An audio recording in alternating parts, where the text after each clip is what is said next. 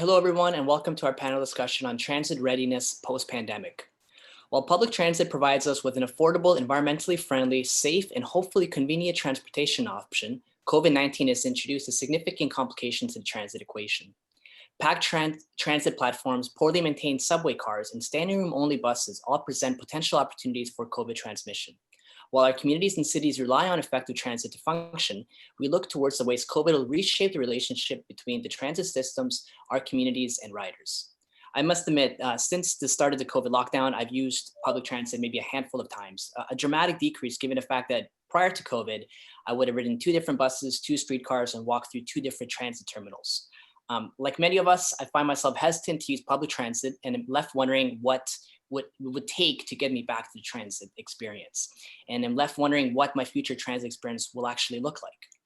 In the next hour, we will explore how shifts in rider expectations will redefine the role of transit, how thoughtful design decisions can help welcome riders back and ensure pandemic resilience. The final 15 minutes of our hour-long session will be reserved for audience questions. So if you have any questions, please submit them using the SurveyMonkey link provided. And finally, if you have any technical difficulties, please feel free to contact Christina. Her email is christina@entro.com. All right, now to introduce our wonderful panelists. First, we have Laura Laming. She's an award-winning designer specializing in wayfinding in both the public and private sectors and has worked on visitor-focused exhibitions in museums, public spaces, and cultural institutions. In her roles as an environmental designer at the Toronto Transit Commission, Reich and Petch Design International, and the Royal Ontario Museum, she has crafted wayfinding systems, architectural graphics, signage, exhibitions, mapping, campaigns, branding, and themed environments, always with the focus on the visitor experience. As part of the design and wayfinding, as well as the marketing and customer experience division at the Toronto Transit Commission, Laura has played a pivotal role in TTC's response to the COVID pandemic, charged with station design, graphics, and public education campaigns. Having been at the helm of the pandemic response, she has hands-on experience with designing and managing installation through the public health crisis, using solely in-house capabilities for design, production, and installation. Hi, Laura, welcome. Thanks for having me. Oh, no problem. Ana Francisca de la Mora is an associate director and practice lead of architecture at IBI Group. She has built an extensive portfolio focused on transit projects and transit-oriented development in Canada, Latin America, and the Middle East. She has led large interdisciplinary design teams through complex architectural programs, negotiating extensive public consultation to achieve internationally recognized design with inclusive and innovative transit architecture. Ana Francisca is currently leading the technical advisory for the Young Line extension, the design and construction of the Eglinton Crosstown LRT's Keelsdale Station, and a conceptual design for a cable car in Mexico City, among other projects. She currently serves as the vice chair for the Toronto Society of Architects, is an elected fellow of RAIC, and has recently been selected as a member of ULI's Women Leadership Initiative Championship team. Hey, Ana Francisca, how are you doing? Thank you. Hi, thanks for inviting me. Of course. J Ferreira is a fire protection engineer and pedestrian movement modeling expert who has worked on large projects around the world, focusing on evacuation modeling during fire, severe weather, and security threat events. As president of transportation at Jensen Hughes, his recent focus has been on airport and rail transportation hubs, working to ensure that spaces are designed to facilitate both efficient movement during normal operation and rapid evacuation during an emergency event. Recently, he has been active in promoting new dynamic exit and wayfinding signage technologies, writing technical articles, and working with manufacturers to facilitate adoption of this technology in the United States. Hey, Mike, nice to see you. Hi. All right, next we have Sean Fine. Sean Fine is a senior associate who is responsible for design and execution of complex public projects. He also plays a key role in client relationship building and business development for Weston Williamson and Partners, Toronto and North American practice. Sean is a licensed architect in Ontario and California with more than 16 years of experience. He has worked on a broad variety of project types, including airports, rail stations, museums, courthouses, large multifamily residential buildings, tenant improvements, historic preservation, and adaptive reuse. Hey, Sean. Thanks. And finally, we have Jessica Schrader, who is a senior project manager at Entro. Jessica's focus is on the development and design of complex signage and wayfinding systems for a variety of national and international transit clients.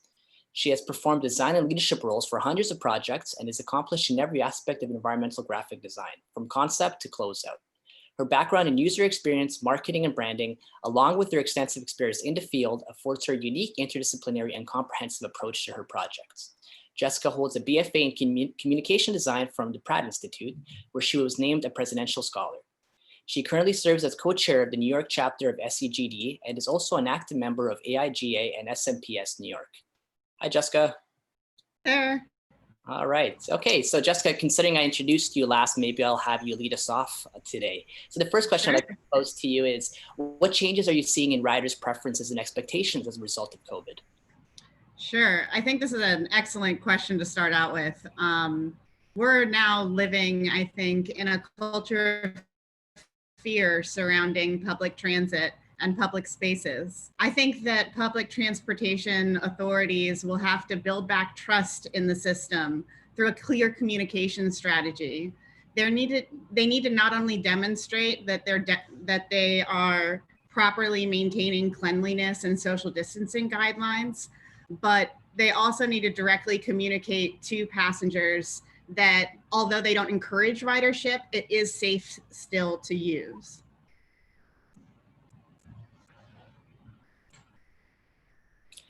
Sean, anything to add to this notion of expectations and changing needs of riders in these? Sure.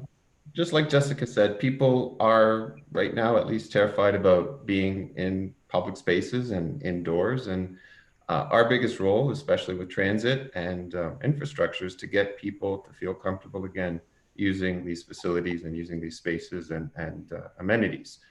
And to do that, we really have to emphasize that safety is the #1 concern and a key concern of what's going to happen. And part of that is also maintenance and safety being not only safety when it comes to the public space safety and how people react in a space, but also the safety of using the system, especially with COVID now, and the cleanliness of the system.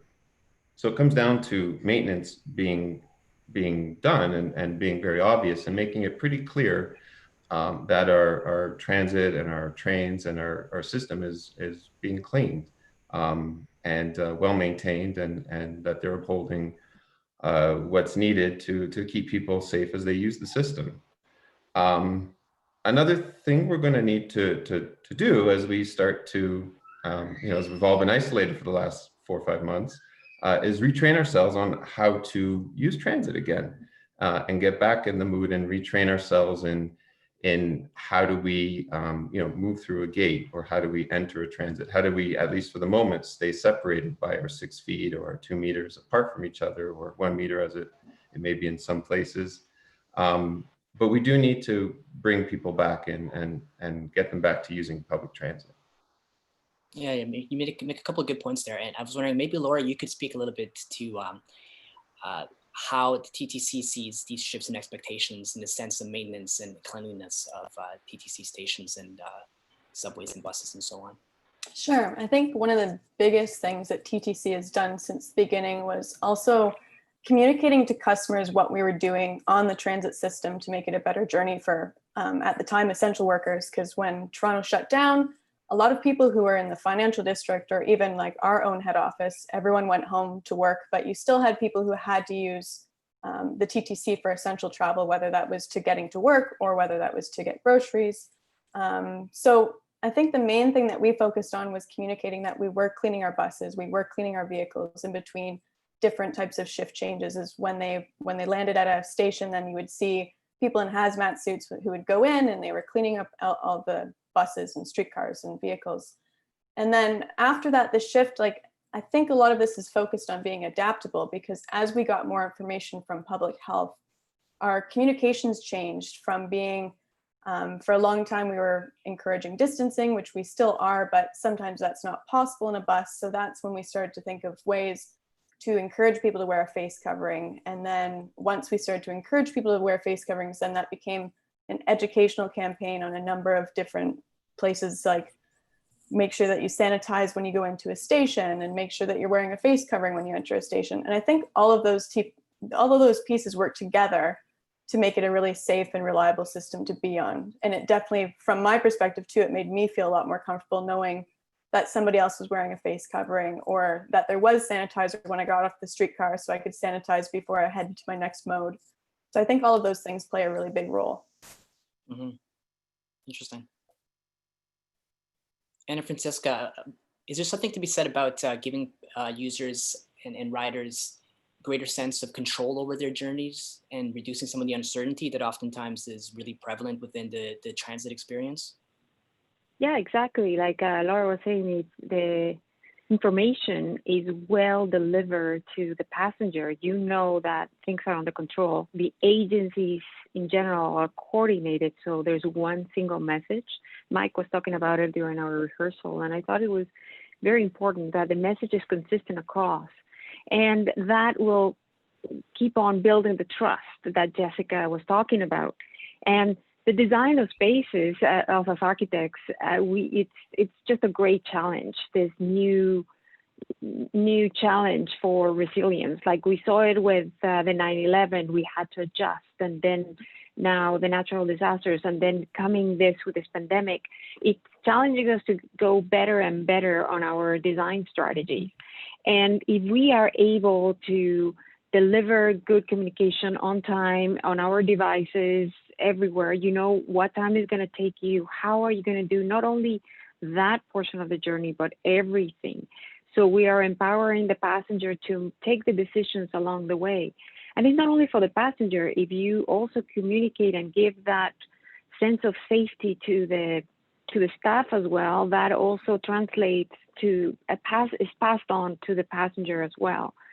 So if there's that consistent approach, I know it changes every day, but if there's a very consistent and clear approach to how we should occupy the spaces, then there's a much more comfort. For instance, I was reading this morning that some agencies in Latin America are asking their customers to not speak while they're riding public transportation. So that puts bigger expectation from us as designers and people who influence transit on how to keep on giving that level of comfort, because now we might be restricted on talking to our friend besides us. Mm-hmm. So in a way, it's about kind of creating the optimal seamless experience to move people efficiently and seamlessly through the transit experience, I suppose, minimizing the potential spread and contact. So in a way, not only making the system more efficient, but I guess communicating that it's safe from an efficiency and a movement standpoint, where you're going to limit your amount of contact with potential sources and situations, correct?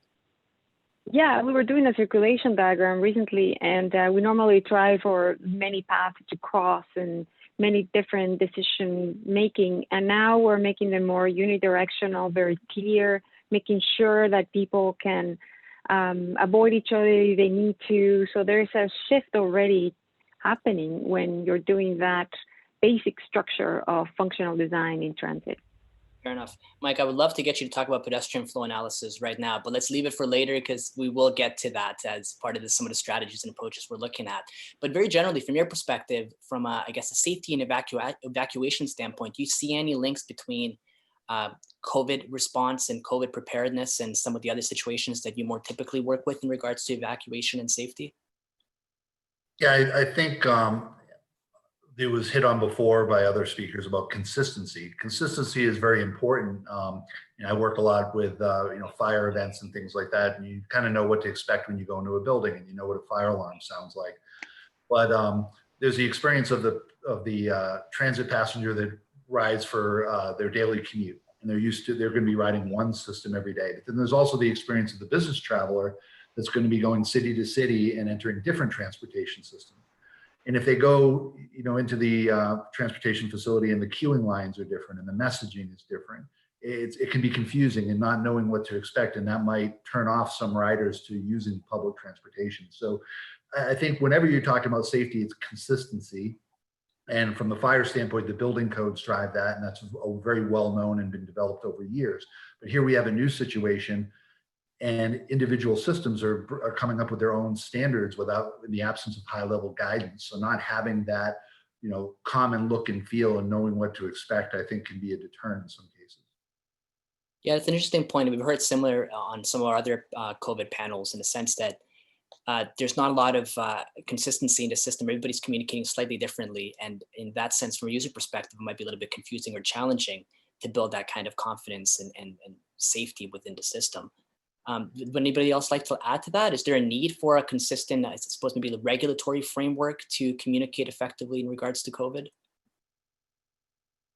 I think the idea is for a lot of things that are Toronto based, at least here, if you were looking at a situation like if TTC has face mask mandatory and then another system doesn't have face mask mandatory, that can be a little confusing. It's the same way that if you go into one grocery store that requires them and another one that doesn't, you're wondering, well, why don't they have to do it? And why do we have to? So I think it was a very smart move across the board when we made mask mandatory on a lot of the transit agencies, which I think creates that seamless travel between, like if I'm switching to a GO train, I'm still wearing my mask. And when I switch back to TTC, I'm wearing a mask.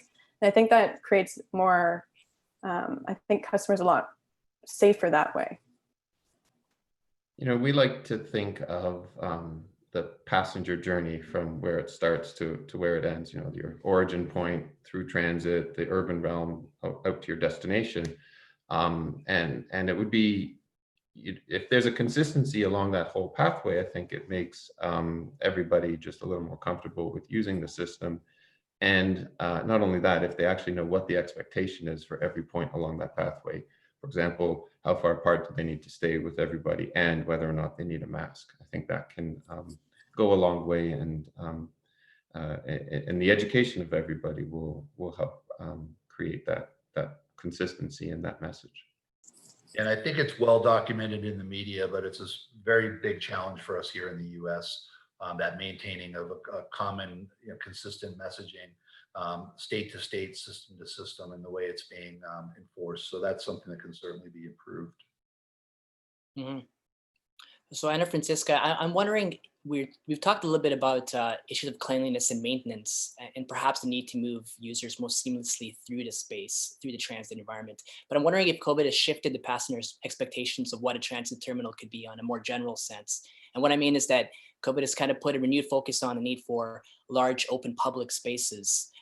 So do you see any of these kind of thoughts or ideas translating into the transit realm? No, absolutely. And I think as designers, we've been always trying to make these spaces as ample as possible. So if anything, it's just making more of a case now. There's an increased cost, especially if it's underground. But I think if we're looking at it through a health lens, it's great that we can, it becomes even more relevant to have that, not only a sense of amplitude for safety reasons, but now for health reasons, that we can have a bigger space to distribute across the platform and see each other. So that seems hopeful, and things that would give us even more to think about, like the Great Hall experience that of how the train system started, and now we're going back onto that configuration, hopefully, and leave as much space as possible, which would benefit many other things as well. We all carry packages, and to travel with more space is always more comfortable. So these type of measures are not only for the immediate need, but also will be helpful for the long term as well. Yeah, just to add to that, bigger stations, brighter stations, a lot more natural light coming through, bigger platforms where we actually can space ourselves out more, regardless of COVID right now. But in the best and the normal circumstances, it's nice to have a little more space anyway. And really very, very intuitive and easy to move around. Stations are going to be what passengers are going to expect. The long, complicated tunnels, I think, are sort of they make taking transit less appealing versus being more straightforward and easy to use. And that's going to be. And I'm encouraged. Please. Sorry. no, sorry, me. I'm encouraged to see other modes of transportation, like motorized and non-motorized. People are using bikes and scooters, really interesting, different type of scooters and skateboards with batteries. So we're using more creative ways of connecting to the station as well. So transit station will start developing the need for this type of parking and transfer points, which are beyond what we used to do, which was just from the car to the station. So I'm also encouraged for that, for these new transitions that hopefully will remain after COVID. Mm-hmm.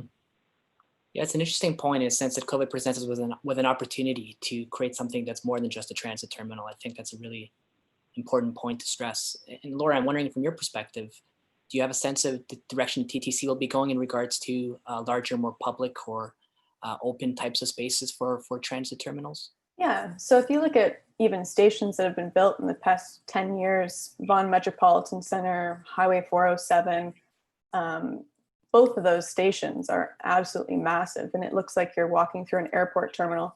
But the nice thing about them is that you've got space on stairs to distance. They're wider stairways. You've got more escalators to get up to like GO Transit and then back down to the subway. So I think the TTC was already working on those types of projects because of the fact that you don't want an overcrowded station, because our older stations, we had limited space and we were working with what we had. So you've got a station like St. Andrew, where you've got fare lines that are very, very crowded. And for the time being during COVID, we've placed decals onto the floor to then promote a better way of going in and out of the station, because you can't lend it to somebody to go through a certain way and know their way. You've got to kind of push them through a certain way so they're not running into somebody else, because right now we're trying to distance to the best of our ability. So there's ways kind of looking at those stations that we have to retrofit and what can we do for that type of situation as well. Yeah, some good strategies there. I'm just wondering, we're talking about these larger, kind of more plaza-like transit spaces, if we will. I feel like there's a bit of an interesting tension here in the sense that ridership is low right now, yet we're talking about building larger, more open, more expansive transit terminals. How do we justify that? What is the strategy to move forward into that direction? Is it needed in order for riders to return? I'm just wondering how we kind of unpack those two things, which might seem at conflict at first. Well, I think the ridership is going to return as we slowly open up the economy. You've got a phased approach. So phase 1 and phase 2, you didn't see many people riding the system. You saw a lack of people actually on the system. And now I've noticed even in the past month, you have more people. But I think the biggest thing is going to be teaching the social etiquettes of what transit riding is now like. So for instance, on an escalator, you might have passed on the left before because that was the social norm, that you stand on the right and you pass on the left. And now you've got to educate your public of maybe that's not the right thing to do at this time, or maybe you need larger escalators, or maybe you need larger stairwells so you can do those types of social etiquette cues that we used to have. So I think that's going to make a big change. But for a new station build, I don't think there's any reason why you wouldn't build a larger station. In comparison, Bloor-Yonge Station versus Highway 407. Highway 407 is a massive station, but we expect that there's quite a few commuters who are coming in that way, but it's still a large, expansive station because the architect who looked at that station said we need to make stations larger so we can allow for ridership growth, but also so people can have their space when they need it. Yeah, I think we're in the middle of one of the greatest, if not like one of the most important what if transportation scenarios, at least in my generation. We can really use this moment as an opportunity to future-proof our systems to be more flexible and more equitable and more resilient, as long as we can keep on moving these things forward. Because I do think that ridership is going to bounce back and there's a future for public transportation.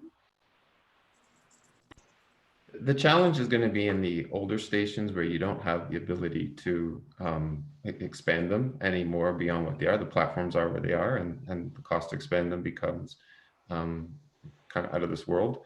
But it's about, that's the opportunity where you might look at the station really as kind of a more of a hub or a community space where you can start to use the urban realm and integrate the urban realm to kind of make up for some of that overflow or extra space that you require inside the station. And always taking a look at flow and how passengers flow through the space. Mhm. Yeah, Sean, I think you bring up some interesting points there. And I was wondering if you could speak maybe a little bit more to the future of transit within the city and the relationship between the urban environment and the transit terminal, the transit system. Sure. You know, if what does transit do if we start to think about it from the beginning? Well, it connects us first of all, and it gets us out of our vehicles and allows people not to have a vehicle if they choose not to.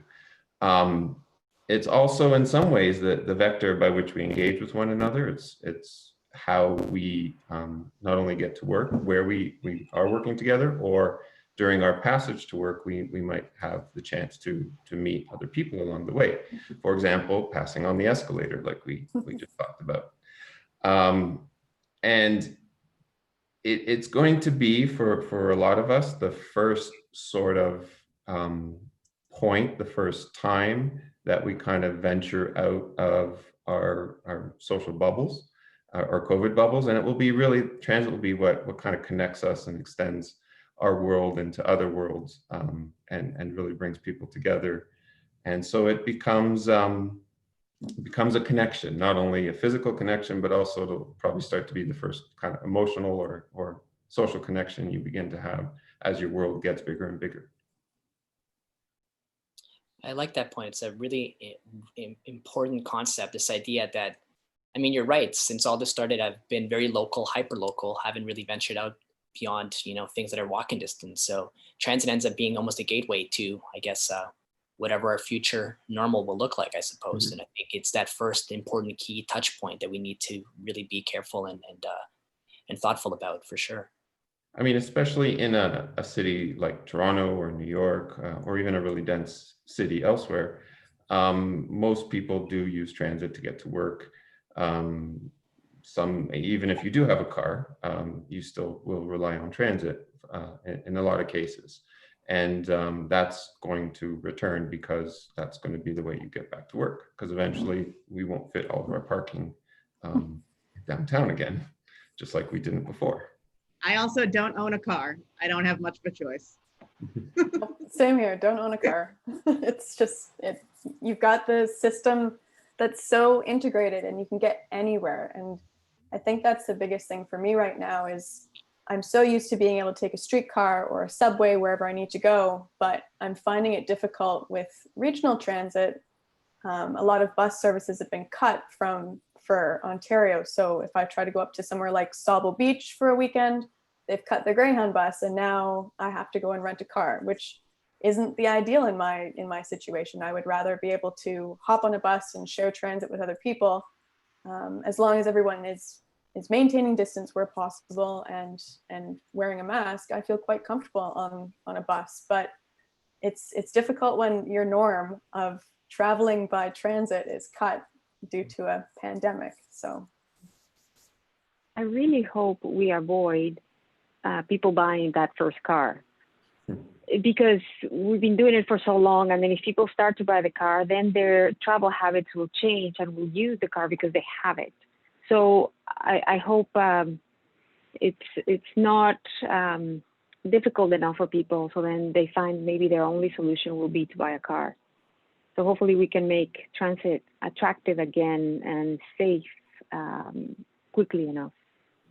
That's a good point. I'm just curious what the numbers are for car sales right now. I'm going to have to look that up after this call, but it's a very good point, because I think could be kind of the gateway to people buying a car, and then that could be a dramatic negative effect on overall transit ridership and usage. And Mike, I know previously we spoke about some of the benefits of public transit. I was hoping you could elaborate a little bit and kind of take us through why it matters and why it's an important thing that we need to kind of push forward past this pandemic. Yeah, I think I've seen projections, and obviously kind of doing the what if planning in some large cities. If even you translated 25% of the ridership of public transportation onto the city streets in passenger vehicles, and it's just not possible. And the gridlock that would create would be really a nightmare and just lock the city down. So I think it's in everyone's best interest to try and avoid that, especially in our largest cities. And I think there are ways to do it. There are ways to do it with planning, even for those existing facilities that Sean had mentioned, where we are already space constrained with the platforms and tunnels and things like that. There's been a movement to look at unidirectional flow, where you use one of the entrances/exits as your primary entrance to go down into the station, and the other to come up, and then you don't have that countervening flow where you're looking face to face and jostling elbow to elbow with somebody coming up the stair as you're going down the stair. So there are ways to facilitate that, and that might even, forget COVID, that might just even be a better experience all in all, just being able to do that. So I think there's a lot of planning going into how to make that passenger experience enjoyable, so that we don't lose that traffic to automobiles, because it wouldn't be sustainable in most cities. And I think we talked about this before. There's a stickiness to riding transit. I mean, there's a lot of benefits from whether you're concerned about the environment, or you just want that time back during your day and you're using it to get work done or read. There's a ton of benefits that are not going to go away, and I think just those benefits will draw people back into the transit environment once they feel that at least COVID's being dealt with appropriately. I can see there being a tipping point to some extent, where there'll be hopefully a rush back to public transit, and we need to be prepared and ready for that, I suppose. Yeah. Jessica, could you touch a little bit about demographic differences within cities and what that means for transit ridership and transit usage?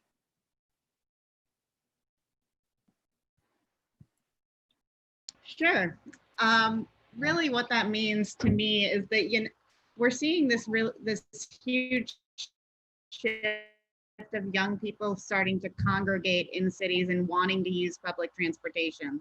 And so we really need to consider the demographic closely linking within cities and transit as we start to move forward in designing transit systems and designing a clear and communication strategy for public transit agencies. Yeah, fair enough. Because I think young people do tend to communicate in different ways than different older generations. So I think we need to make sure that not only are we communicating to all of the different generations using public transit, but also that we're being targeted. And I mean, I hate to say it, we have to be branded. We have to have one unified voice. That's an interesting perspective. Makes sense. Makes sense to me. I don't know if I'm one of those younger individuals or at this point one of those older individuals, but I will take your point either way.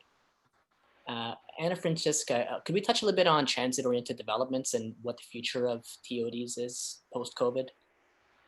Yeah, I think it's becoming more relevant than before, even to be able to do everything in one place. It's an ideal way of being able to live, have your office, and also be able to have a commercial space in one place. That it just makes the area more resilient and dense, and possibly more open areas. Now we see, and we were talking last time with Sean, how we're seeing our streets being used. They're taking over car lanes in order to expand the restaurants there.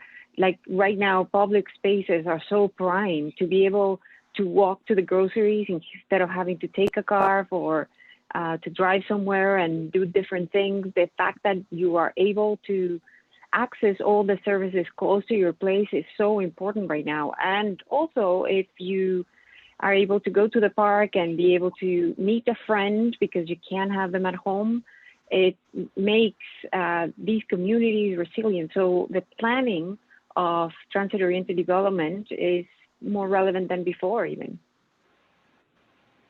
It's also, as it always has been, a great opportunity to help build the networks and really begin to engage not only the community in terms of the people who are going to use transit and occupy the developments themselves, but to engage the development community in doing transit-oriented design and transit-oriented communities, and really get their input into what would strengthen what would strengthen their offerings as a development and as a way to help out with the transit system.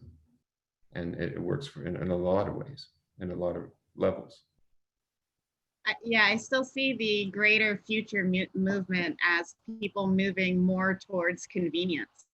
And the more that we can provide the convenience of public transit, everything being at your fingertips, the more successful the community would be. Yeah, you're much more or less isolated. You're able to see some neighbors, you're able to see movement on the street. There is a reason to step out from your private property. And it's that culture of fear that we have right now in meeting each other face to face. But humans, at the end of the day, they're social creatures. I'm going to be seeing my friends again soon once it's safe to do so. So it's really getting through this part of it and pushing through. Yeah, so I guess in this way we see transit-oriented developments almost serving a certain amount of social good, I would think, and maybe even some economic benefits as well. Anna Francesca, do you have anything to add to this concept of the social and economic benefits of TODs? Well, absolutely. If you have a relationship with a person who you buy with, the fact that you don't have to spend time. I was talking about this case of having to do analysis for gender-based design, right? And they see a huge plus for women not having to go to different places.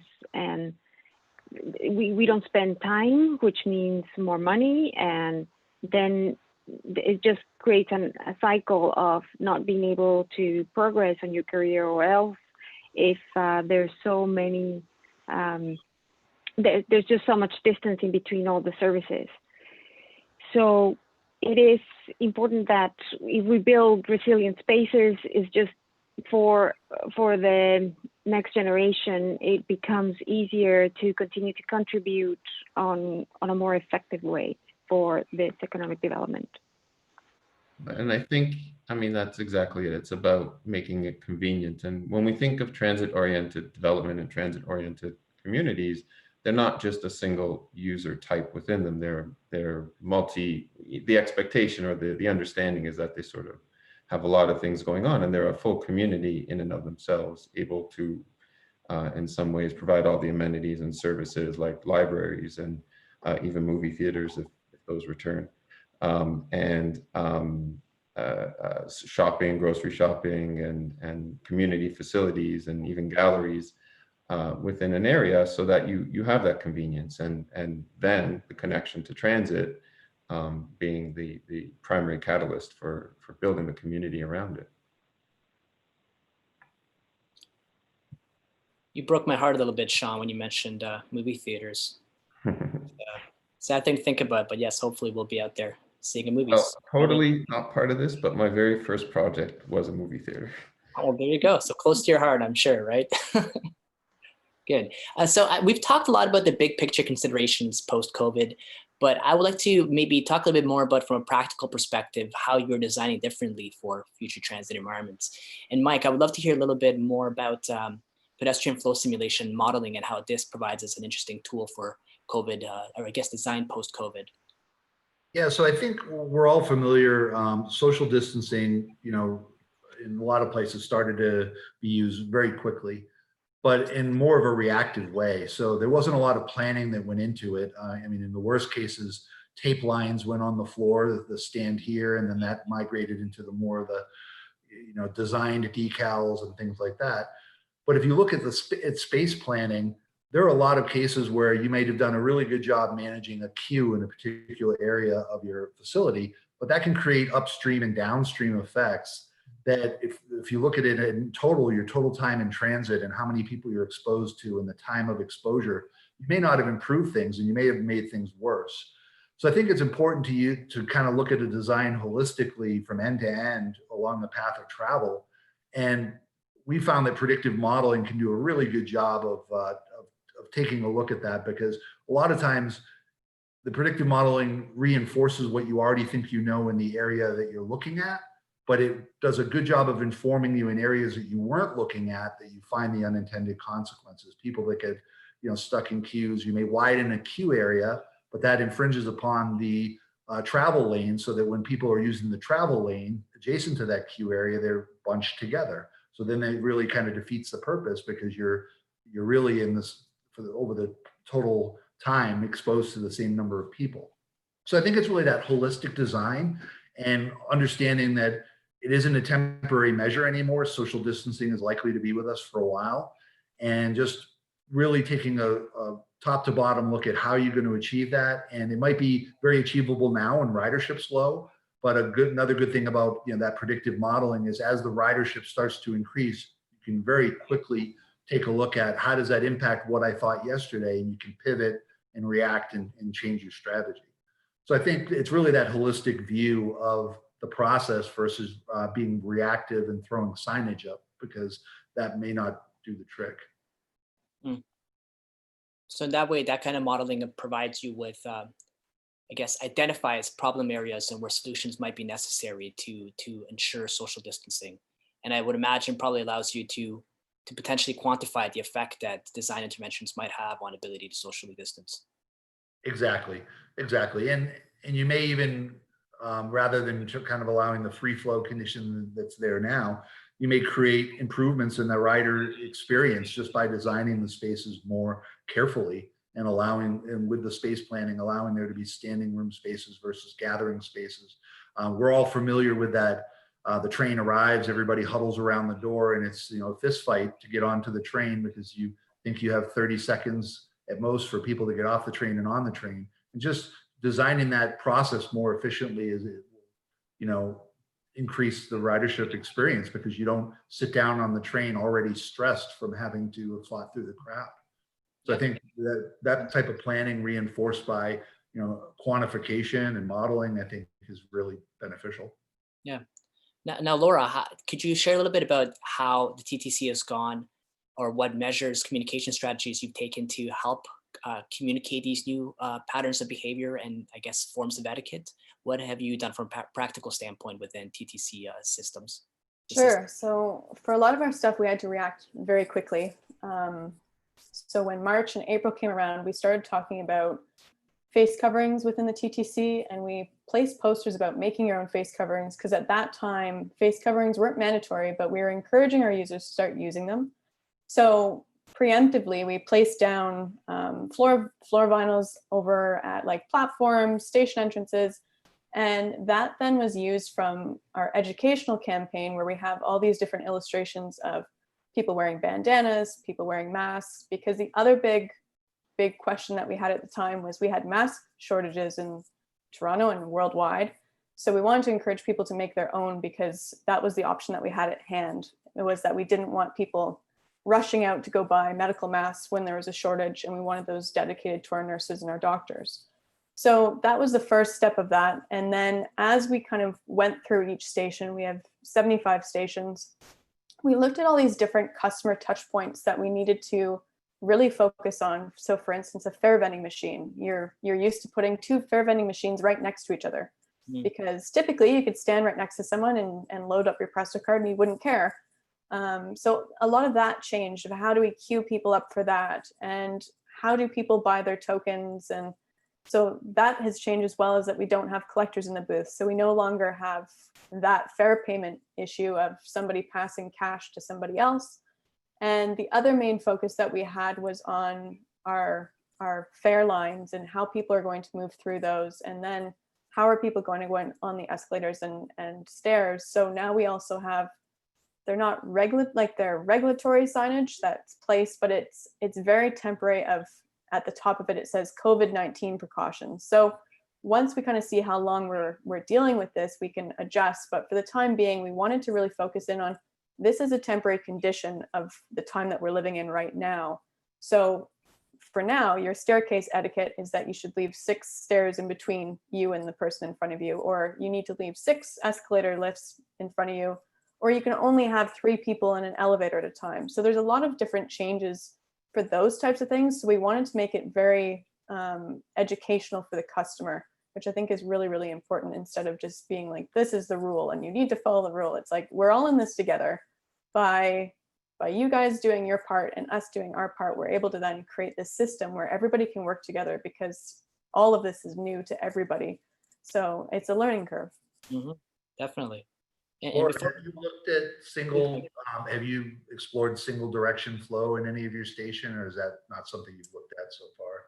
We haven't yet. What we focused on was, we have a lot of station supervisors who know how people kind of move through the stations. We're going from that model right now of how are people coming in and how are people going out, because we also had an issue with a number of our stations that connect in with the path network. So when the path network shut down, you're seeing a different type of flow that's coming into the station. You're not, the path is our financial district where you've got a number of people just moving through, and we don't have that when the path is shut down. So it was always changing. And so for a station like Davisville, we have a situation of a stair and escalator. It's very tight.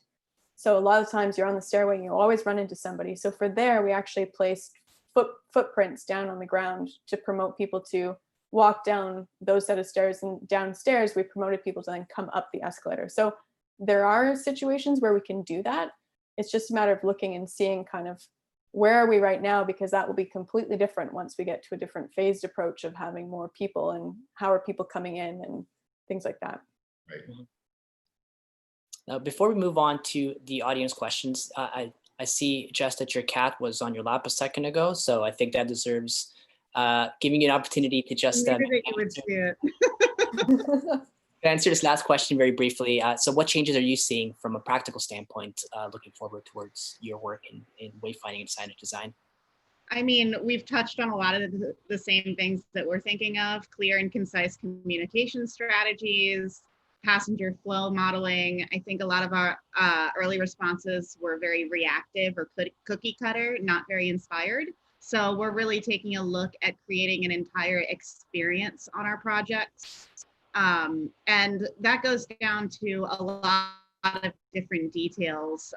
For example, rethinking digital strategy communications, moving away from a touch screen or interactive models. And then it gets even more granular, where we're taking lessons learned from projects that we've done in healthcare facilities, where we know that the products that we specify have to hold up to certain antimicrobial agents that they use, and therefore they're going to be held up longer in transit facilities now that there's this increased cleaning happening.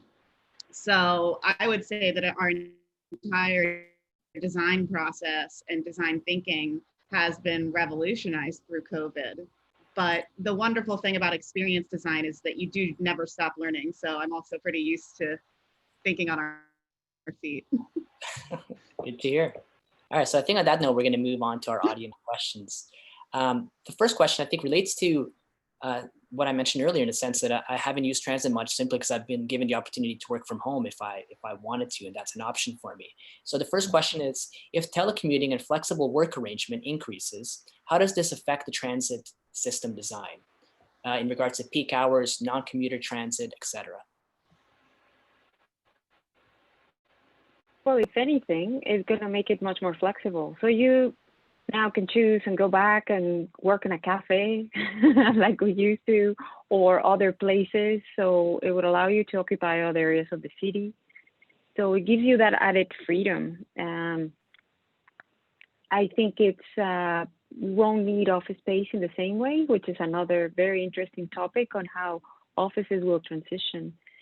So we'll be able to use transit, but now the way work works is that we can probably now travel at off-peak hours. So maybe transit has to change the way they would, normally they would put more cars at a certain time. So now it might be more spread out, which would make it more inclusive, not only for people who work, for people who have other types of work now will have more access to transit at other times. So it will be really interesting how things will start shifting, and how as designers, all this will continue to keep us on our toes. Even ahead of all of the entire globe transitioning to work from home, in a sense, it always felt like Fridays and Mondays were kind of lower ridership on the transit anyway. So, we'll probably just get a sense that there's just a little more space, certain days of the week. People will develop a routine. They may go into work for part of the week or some days, or if they have a big meeting. But like Anna Francisca said, the ridership will vary, and it will be varied throughout the day, and it won't be the same peak hours like we had before. Mm-hmm. Well, I think I would be okay if every day felt like a Friday, so I'm okay with that, Sean. So Sean, actually, we have another question that you might be within your, I guess, wheelhouse. Considering the province of Ontario's pursuit of market-driven approach to transit delivery, does the panel have any insights regarding the likelihood that private sector will provide larger, well-lit and airy stations, as that would be present in an incursion to otherwise leasable GFA? So, the station design is very much dictated by the standards put forward by TTC and by Metrolinx and other transit agencies. And they're a lot more inclusive than they were 40 or 50 years ago in terms of making better, more open and airy and wider spaces, as we see from, at least in our Toronto line, some of the older stations like Bloor and like St. Andrew, compared to Vaughan Metropolitan Center and even some of the newer stations that we're in the process of designing for Yonge and Scarborough. But that doesn't necessarily come at the cost of a development around it, because it's an opportunity actually to utilize that space for the development as a public area, a gathering space, and even a multi-purpose or multifunctional space. So it shouldn't really be seen as a way that impacts your GFA or your bottom line. It really should be seen as a way to, or turned into a marketing opportunity to enhance both the public and the private realm. Yeah, natural light is always key is for us as architects in transit, and we find very creative ways. And there's always, even before COVID, to provide well-lit spaces is one of the number one priorities when you establish your design principles. That always comes from the top, even from the public consultations. Well-lit spaces, adequate lighting, artificial lighting, which doesn't mean like you have to put a lot of light. It's just a good lighting design is always key for safety. So that and information is the number two, information on your next vehicle. So then you, as I said, you have control on that. And that's not necessarily added GFA, it's just well-integrated design. Yep. All right, moving on to the next question. Considering the time, years it takes to plan, design, and build transit projects, to what extent are the types of considerations discussed being implemented in the design and planning of new transit lines and infrastructure?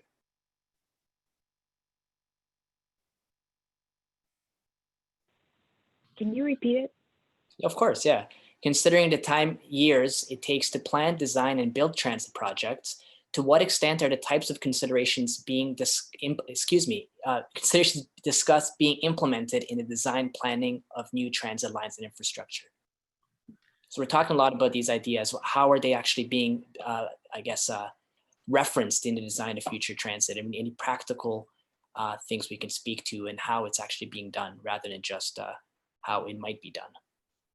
I think that there's a really interesting case study that I was reading up on in Auckland, New Zealand, that's actually using real-time data from riders doing no contact tapping on and off buses and trains with their transit cards or trip planning apps in order to show how many seats are available as they're planning their trip.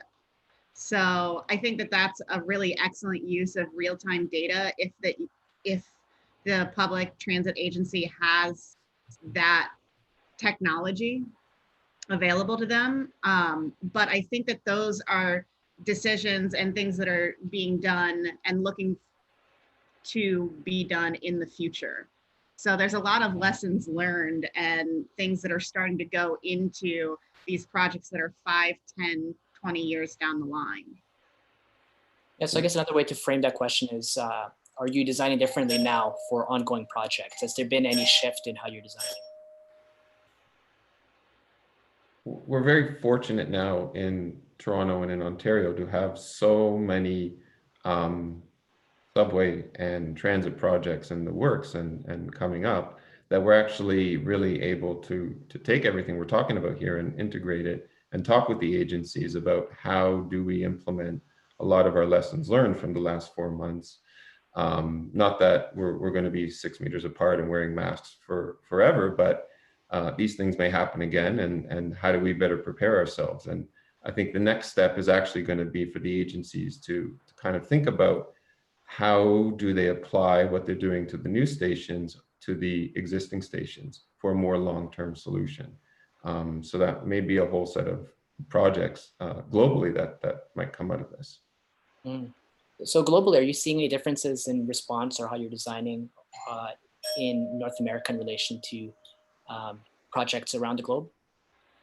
We are, a lot of the principles that are now being integrated into our stations here in Toronto and Ontario, we've been integrating in London, for example, for quite a while, the much larger, airy, wide open spaces. The complication there in London, especially, is how deep the stations can be, just to get underneath all the layers of other stuff that's in the way to build new lines and new transitions. So we've had to really take a very, very careful approach about what it means for the passenger and the passenger experience to go that deep underneath the entire existing infrastructure of London to the new transit lines that are being built there. So it was a lot of those principles are what we looked at when we start designing stations here as well, just because they make sense. And following on Sean's point, we just recently started talking about a new line in South America, where in order to go that deep, there are a couple of stations where the length of the escalator is just really prohibitive. And they've talked about doing all of the vertical circulation using elevators. And what would go into that, what safety issues are there with regard to emergency exiting. And there would obviously still be the emergency exit stairs, but using entirely elevators for circulation, and what that would look like in the planning around that. So that's a new consideration for us, for sure. And Francisca, anything else to add in regards to design? Yeah, the discussions are always happening, and it's this and so many other things. And now COVID again has made a bigger case for many of the things that are already there and many of the TTC and Metrolink standards. But one probably added consultant to the many consultants that are taking decisions for transit is epidemiologists.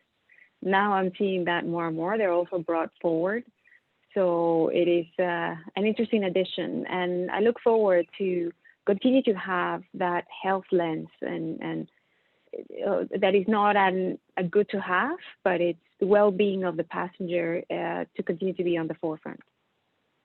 Certainly the airport has now started to employ experts in disease control. And I think that the more and more we can move into having a more customer-facing point of view as we're designing things, that's only going to improve our designs. That's the reality. And the other reality is that a lot of the things that we've been talking about, wide open spaces and natural lighting, architects have been pushing for that all along. Mm-hmm.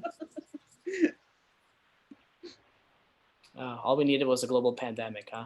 All we needed. All right, I see that we're getting close to our time today. So any other final comments or questions amongst the panel? Anything you want to get out that's on your chest? I'm going to assume that's a no. The silence probably means no. Speak now, forever hold your peace, I suppose. All right, well, I do have to say thank you, everybody, for joining us. Panelists, really appreciate the conversation, some really valuable points, and it was a pleasure to meet and chat with all of you. Thanks so much. Thank Take you. care. Thank you. Thank you, Entro. Thank you.